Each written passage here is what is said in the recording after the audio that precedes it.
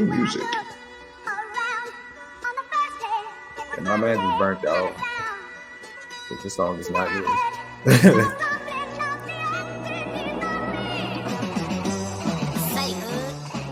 I just came from Houston, my relationship just fucking ended. Yo, welcome back to another episode of Dem Football Guys. It's your host, Olua Baba Yaga. You already know I got Gator with me. Yes, sir. We in the crib, man. We in the crib with it. Back again. Europe. We got a quick one for y'all today. We got just a quick little list, rapid fire off the dome. Not off the dome because we did discuss this before we got here. But we got some sleepers for y'all. Sleepers in every position. Sleepers that we just feel like, to define a sleeper for this specific video, not overall, we just thought of people that we liked that are being drafted really low that may be like long-term positions. Like if you see them in the late round and you have the opportunity to get them, you grab them and they may become mainstays in your lineup over the course of the season. Or have really high trade value over the course of the season, according to Gator. So let's get into this. Gator, you got the list for us. Put us on. Yeah, yes, sir. You want to start off with quarterbacks? I'm feeling a little. Let's start off in order. I don't even know if I want to be in order. I was trying. But hey, you control the list, bro. I'm letting you control. Don't ask me nothing. Don't ask me nothing. Don't let me do that. Tell me all your sleepers gonna be last. You know how I be doing. Hey, you save the best for last. Is how that works. All right, bet. My first sleeper, Thielen. He's going in the 14th round. Last year, when we first started this season, we all slept on Thielen, and he showed us that's 8 targets, 7 targets, another 8 targets. The guy is being targeted.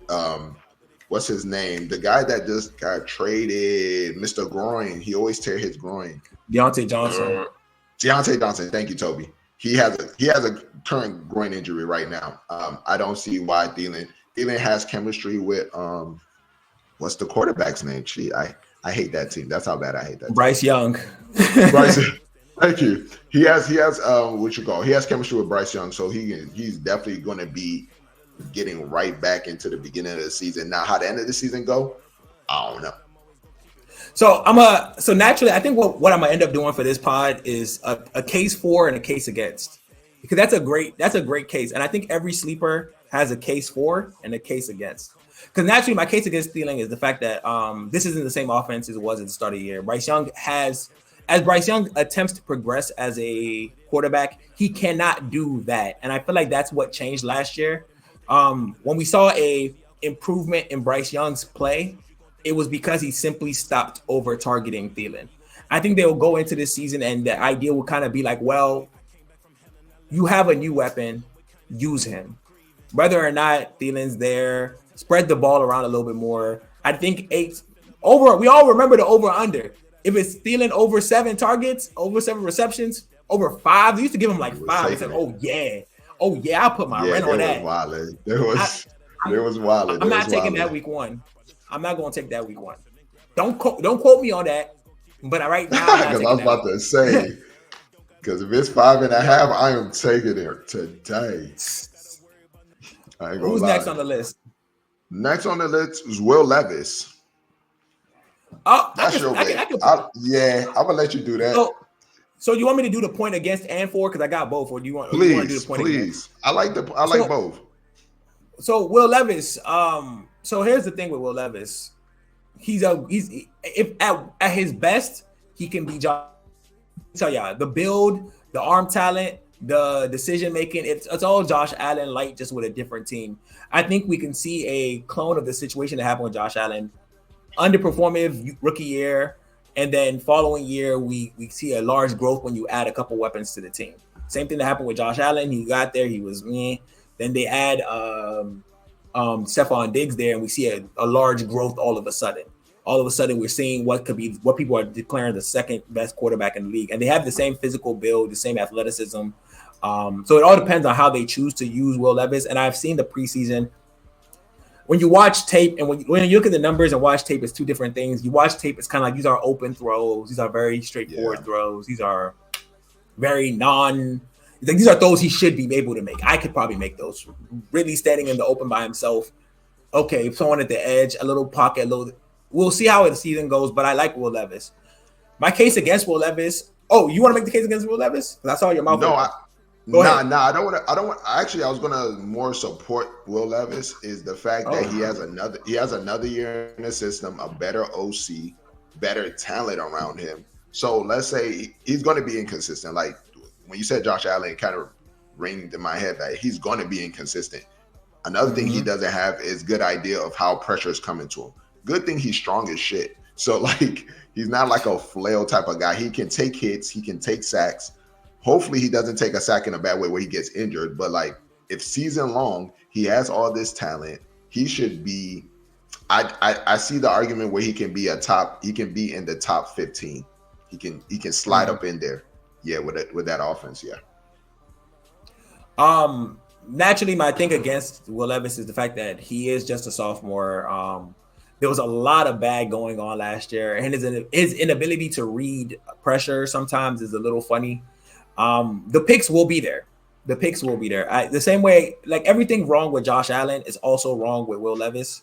So, yeah, do take that with a grain of salt when it comes to Will Levis, because at the end of the day, there's a lot of quarterbacks that are really good in better situations. So it's like, even if Will Levis does perform, does it become a situation where maybe I should have just drafted a different quarterback? Like maybe I should have drafted a quarterback a lot slightly earlier. But you can get him at the end of the draft for sure. He's there.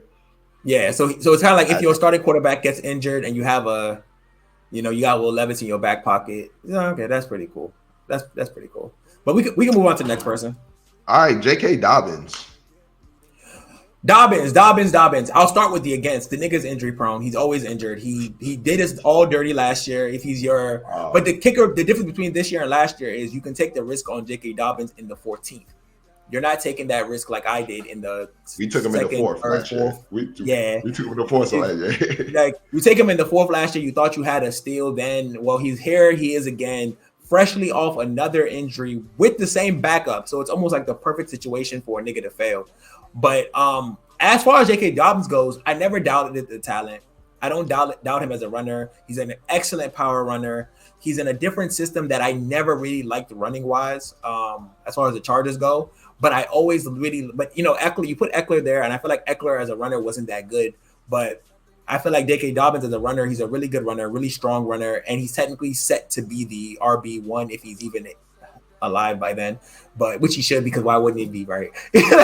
But yeah, so that's the case with J.K. Dobbins. I like him because he's really you get that same risk you got last year, but just in an appropriate round. Where it's like if he gets injured at the 14th round, just drop him and act like you never did that. Literally, because he's going to get hurt. Mr. Resilient, I got to give it up to J.K. Dobbins. 2 torn ACLs, Achilles. I mean, how you still in the league? And that's what's up. But you were speaking about Eckler. Let's talk about his the guy that's starting above him, Brian Robinson.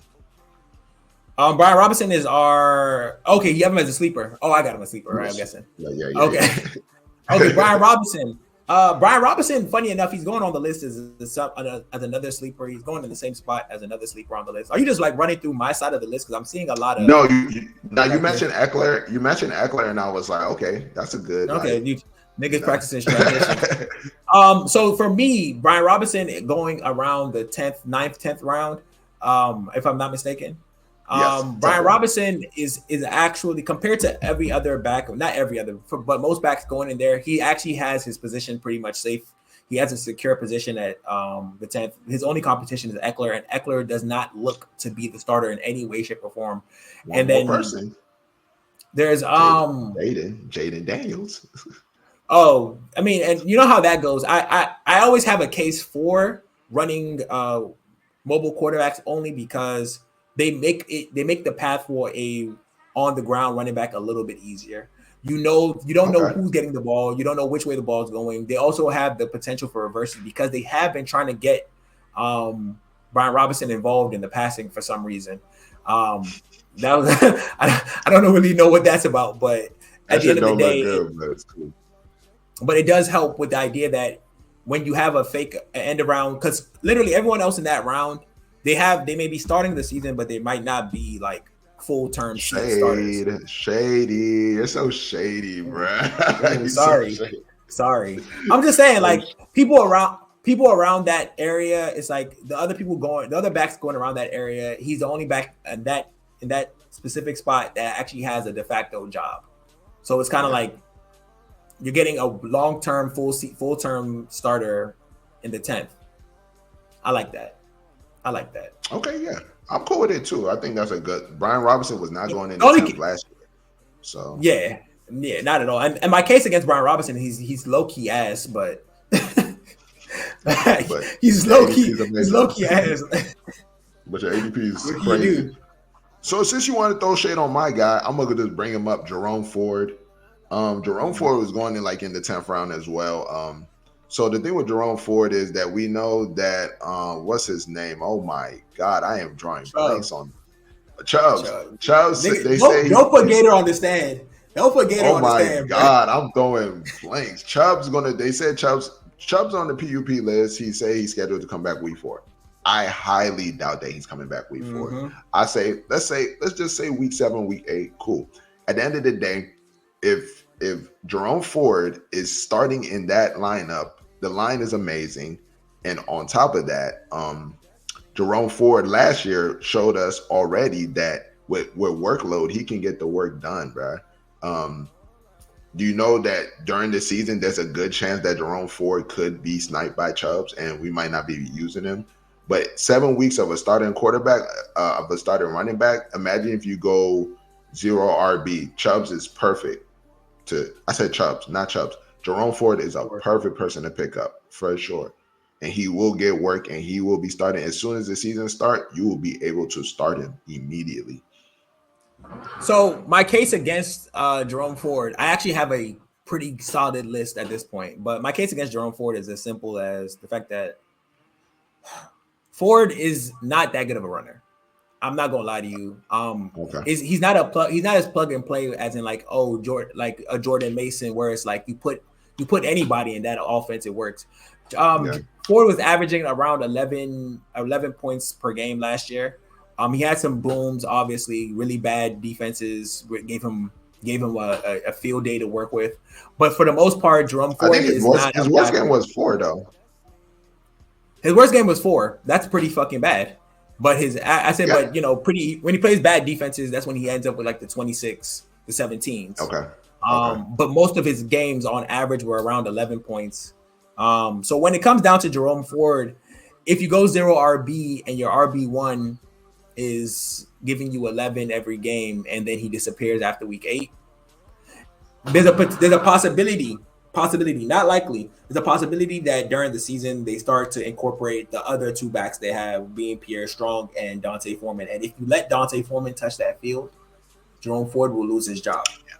I will say that right now. Good. If Dante Foreman's cleats touch that field in Bears uniform, in the Browns uniform, Jerome Ford will lose his job. That is the case against Jerome Ford. Do not let Dante Foreman get a carry on that field. Jerome Ford will lose his job. That's all I'll say. That's all I'll say. I love the take. I do. I really do love the take. All right, the next player we have here is Joshua Palmer. Joshua Palmer is the easiest person to describe. He's the wide receiver 1. He has the longest rapport with that offense. He's also very good at finding empty zones. He's kind of like Tyler Lockett in that way with his play style, where he's really good at finding empty spots in the offense because he's not the greatest route runner. Let's not pretend. He's not the fastest nigga. Let's not pretend. But he is very good at finding empty slots. He's very good at being utilized. He's good at being good to a quarterback. Yes. The case against Joshua Palmer is pretty simple. The nigga be injured, bro. The nigga stay injured. Like he be hurt. Like Palmer will be injured. There's no doubt about it. It will happen. And then he also has like, I guess, Ladd creeping on his heels, maybe a DJ Shark creeping on his heels. But what about QJ? Overall, no, he doesn't have to worry about QJ. QJ should start the season on special teams if we're lucky.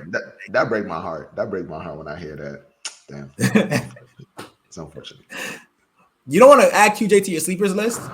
I was doing it. I was doing it earlier, but after the news of him, I've seen him drop the ball multiple times. I hear the coaches talk him up, but you talking him up, but you ain't telling me that he cooking in practice. That's a problem. It's a problem. Yeah, they should actually low key. They should go get Tony. Another nigga that be dropping passes. Kadarius. So it don't look that bad. So you can teach him how to make the routes look better before you drop it. Oh my God, that's crazy. Okay, Deshaun Watson going in the 15th round, going last pick. Okay, Watson, amazing man, great man. Which Deshaun Watson has the pace for Deshaun Watson is the potential of his high ceiling. His potential for what he could do and what he could. I'm not telling him go back true to form. What we've seen. When he was. With the Texans. We're not looking for that. We're looking for a semblance of that because now he has all the tools needed. He always had all the tools needed. So we're not going to pretend like that was the issue. But if he can remain healthy, which offseason says no, if he can remain healthy and consistent, because he's had those games like the game against the Ravens, where it's like we're seeing the Deshaun Watson remember. But at the same time, it's like the case against Deshaun Watson is he might be washed. It might be over. We might be clamoring for days past, and he might also be injury prone now, where he may never complete an entire season. So, I think he was injured just last week in preseason. They were arresting him for his shoulder. They got to take his time with him. He does have a shoulder. It says rotator cuff was rotating too much. I mean, I think did he break his shoulder last year? Literally, he broke that jump. It's a new year, bro. Yeah, but you got it's a new year, bro. They're gonna take their time with him because he has all the guarantee money you want. They actually got fixed his contract. Actually, I think they put the money backwards, something like that. Gave them some cap space. I thought they front loaded it, but I guess maybe they moved it to the back. I think they moved it back. Okay, next player we have here is Dontavian Wicks. Gone. Oh, they talk. Oh, I mean, there's not much to say. There's a lot. Watson's in front of him. Watson is known to have chronic hammies, so there's a good chance he's not going to be in the lineup during the season. It might not be the beginning of this season. Give him 2-3 games and watch that hammy fail. All right. So now when that hammy fails, Dontavian Wicks, one of the best route runners in the league currently right now, most separation. He had one of the best separation index, you want to call it, in the league. The boy is nice, and if he gets his opportunity to be on the field, they will show you. Jordan Love loves Dontavian Wicks. In the preseason, boom, touchdown, 60 yards. Is good. They got a good thing going on, and that's really my take for Dontavian Wicks. You can get him in the last 2 rounds of your draft. Nobody's really even thinking about the guy, so there's a lot of wide receivers there, and I guess that would be the bad thing about it is that there is a lot of receivers. There's Jaden Reed, there's Moosegrave, there's a lot of options over there. But I'm trying to tell you that he's one of the best. He's one of the best route running options they have on that team. Yeah, that's a pretty straightforward possibility to look at as a negative. Which the case against is simple as there's a lot of people. There's a lot of mouths to feed. It's possible that a lot of people can eat, but it's we have to set our limits. We have to set our limits to realistic expectations. But yeah, I do think it's going to be a cute little situation over there. If Wicks, you can get Wicks late, you lose low risk, high reward, possibly. Yes, correct. That's how you put it. That's a good way to put it. Isaiah Likely, this is your baby. You're trading for him everywhere. Talk about him. Oh man, likely. So Likely is a person that I've had my eye on for probably 2 years now. I like Likely. I like Likely's. I like his build. I like the offense he's in. With the Ravens. He's currently the backup to Mark Andrews. At the end of last season, Mike Likely actually was tied with the most touchdowns for the Ravens last year, and I think he only played 4 games or 5 games as a starter. So. Yeah. So do note that Lamar loves that nigga in the end zone. He's a great target, big guy, more physically athletic than Mark Andrews because Mark Andrews is old now, and I'm not saying that likely goes they're and the offseason right now, they're speaking on likely being the third man in the line. They said they want to keep in the 3 wide receiver options. They want to keep Likely out there. They like putting Likely out there. He's basically the third option for the team. Probably going Mark Andrews, Flowers, Likely.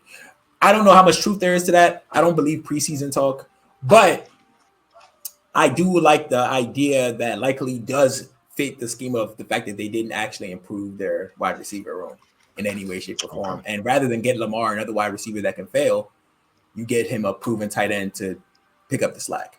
In the event that Mark Andrews goes down, there's no.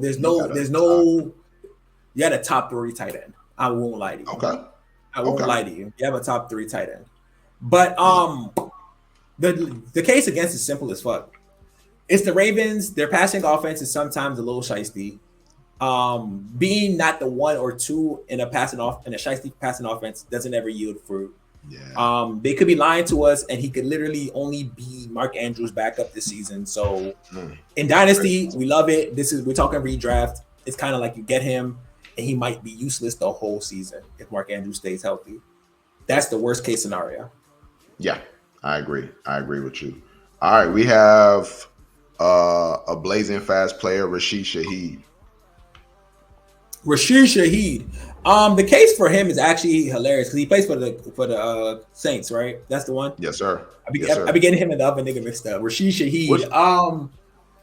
The case for him is pretty much the fact that he's a deep threat. He's has boom or bust potential. There's no other. The only other weapon they have there is Christopher Olave, and it's kind of like, well, he is the number 2. We like what they did with him last year from game to game. Derek Carr is still a dickhead, and he likes those big down the line plays. So yeah, that's it. It's like this is also a very low risk, high reward, correct situation where it's like you have a potential to get someone like what's that boy's name? Mike Will. At best, he's Mike Will. At worst, he's Gabe Davis. That's a great.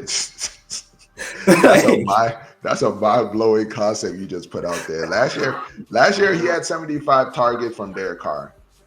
I don't know how that happened, but it happened. It happened. Like, that's cool. Derek Carr likes the guy, and he definitely had big play ability. So, yeah, definitely take him at the end of your draft for sure. I got one more, and I'm going to let you cover this one. Is the Zach Ertz / Ben Sinnott / Commanders tight end. Explain this to us. Okay. This is an interesting one because Zach Ertz. I'm going to start with the history of Zach Ertz. Zach Ertz used to be Kelsey. People may forget it. People may forget this is the thing, but Zach Ertz used to be our Kelsey. We used to think it's either what's his name? Rob Gronkowski or Zach Ertz in fantasy. That was how it goes. We was waiting for Gronkowski to fall out and Zach Ertz to overtake.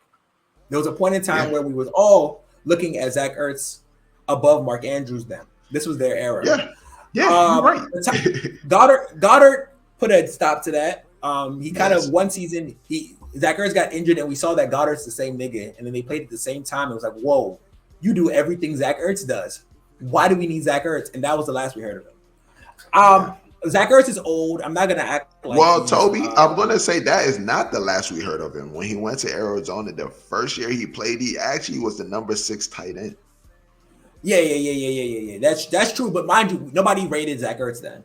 Nobody, even when he was in Arizona, Zach Ertz, right now we're looking at current Zach Ertz, big guy.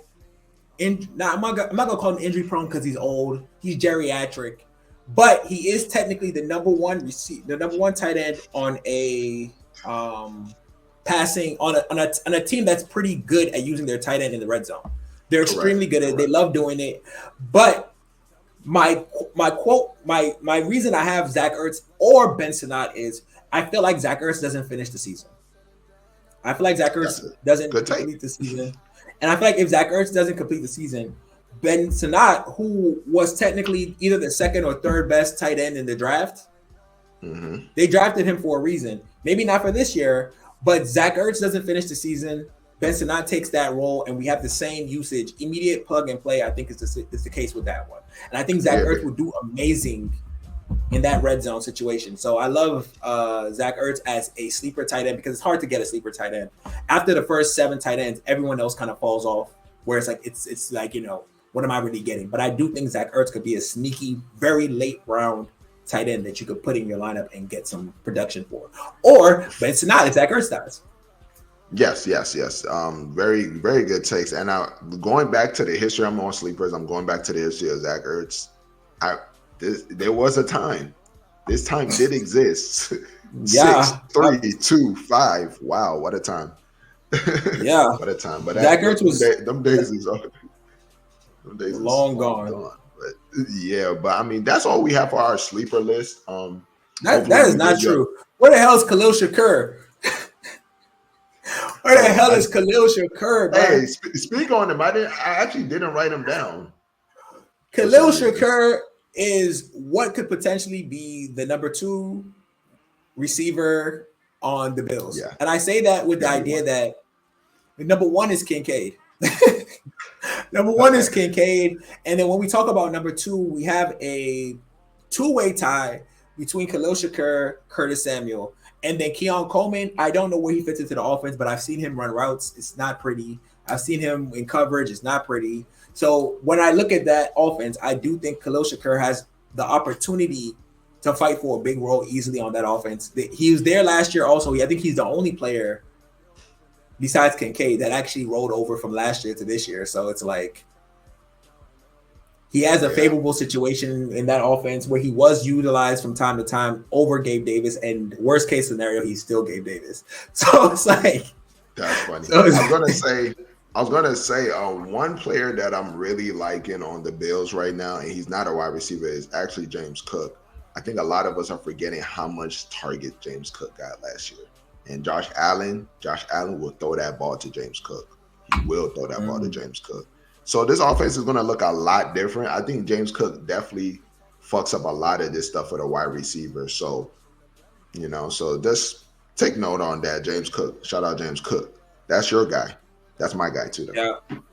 Nah, I get it though. I get it. I feel like there was somebody else I was supposed to name, but it's all good. It's all good if it's all. It's all good in the hood, man. All right, man. Like we said, like we gave you these sleepers. You know, I know a lot of you guys are drafting like right now, especially this week. This is like draft week, so definitely use this information. You know, we're trying to bless you guys with good sleepers. We have blessed you guys with good sleepers. These are people that we're drafting at. These people that we're drafting as well. Please hit the like and subscribe button. Hit the notification bell. Make sure that every time we drop, you guys are hearing us. You guys are seeing us, and share and like these the YouTube with friends that are in fantasy. Y'all can definitely learn something from us. Definitely follow us on all platforms. We're on Instagram. We're on Twitter. Demfootballguys. We're on the Facebook. We're on the TikTok. We're dropping content. Yesterday we dropped our must drafts. Definitely go and check it out. These are players that you must have on your team. So, Yaga, is there anything you want to tell to the people before we step out? I love y'all. Oh, my man's so such a romantic. This man's a romantic. You ever seen a romantic footballer guy? Oh man, you met him. I love All right, fantasy. man. We out, man. We out. Let's get it.